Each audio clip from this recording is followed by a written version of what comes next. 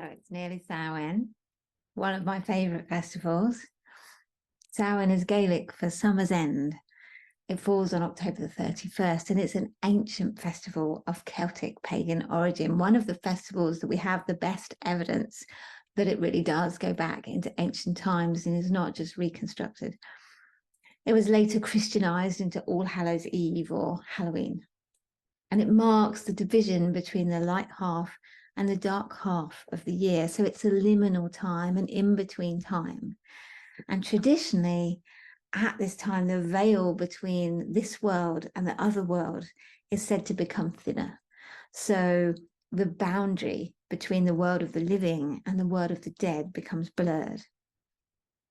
The traditions of carrying jack-o'-lanterns and dressing in disguises or costumes or masks were originally to scare away or confuse any roaming spirits that might have crossed over and be abroad at this time. Of course, the original jack-o'-lanterns weren't the American pumpkins. In Ireland, in the Middle Ages, people would carve turnips. But I do have to say that turnips don't lend themselves to this. It's really hard to carve turnips. So in our house, we do embrace the newer, less traditional, but very pretty and less hard on the wrists pumpkin carving tradition. Because the veils are thin, this is a time to honour all of those loved ones or ancestors that have passed over. I put up photos of departed loved ones on my home altar, and on Samhain night we set an extra place at the table for them, inviting them in to share food with us, inviting them to be nourished by our remembrance and held in our hearts. Not everyone is close to their family, and all this talk of ancestors at Samhain can be difficult for some people. But what helped me when I was struggling with this was that our ancestors are not just those of blood, they're also those of the heart. So you can connect with all of those that have gone before you that might have inspired you in whatever way. I like to honour the suffragettes and all of those that fought for my rights. And anyone that came before you and touched your life is your ancestor in a very real way.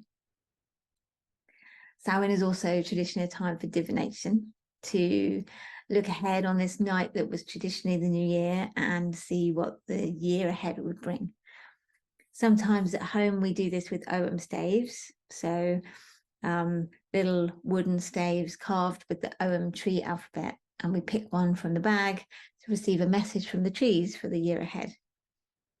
Folklore says that if you peel an apple all in one piece and throw it over your shoulder on this night, it will land in the initial of your future beloved, presumably lots of S's and C's. How well that works, I couldn't attest to.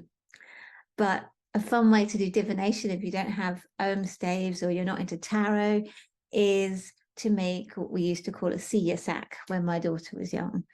So to do this, you gather lots of little items from around the house, whatever comes to hand, and you assign each of them a meaning that seems appropriate. So a toy car might mean you're going on a journey, or a paintbrush might mean your creativity needs to be allowed to flourish. You get the idea.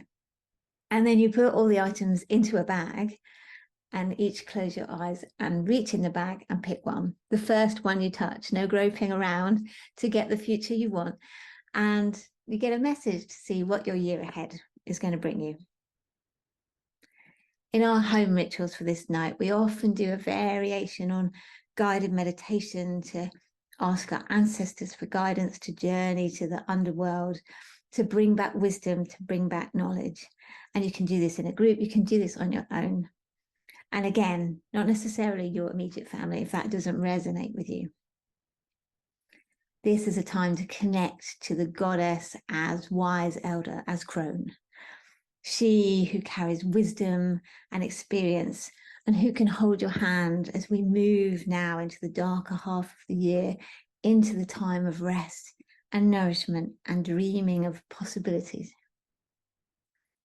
After our home ritual, we like to make a blanket fort and snuggle in among the cushions and the blankets to tell each other stories, especially ghost stories, spooky stories. Edgar Allan Poe is a favourite. And telling stories by candlelight or the light of your carved jack-o'-lanterns has a real magic all of its own. We ask each person that's joining us to bring a story already prepared, and these are some of my favourite memories. So I'd love to hear what you're doing for Samhain, whatever it is. I hope that it's beautiful. I hope that it's connecting. I hope that you receive the wisdom of all our ancestors. Like this video if you enjoyed it, and subscribe if you'd like to see more. With so much love.